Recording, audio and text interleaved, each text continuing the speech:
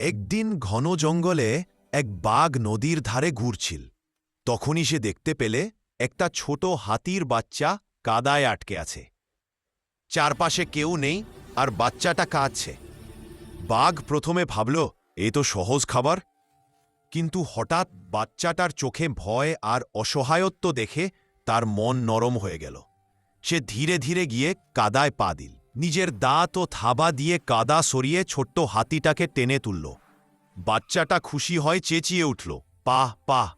কিছুক্ষণের মধ্যে বড় হাতি দৌড়ে এল। প্রথমে ভয়ে গর্জে উঠল, ভেবেছিল বাঘ তার বাচ্চাকে আক্রমণ করেছে। কিন্তু যখন দেখলে বাচ্চা নিরাপদ, তখন সে শান্ত হয়ে বলল, ধন্যবাদ, তুমি আমার সন্তানকে বাঁচিয়েছে। বাঘ হেসে বলল, আজ বুঝলাম, জীবন নেওয়ার চেয়ে জীবন বাঁচানো অনেক বড় কাজ।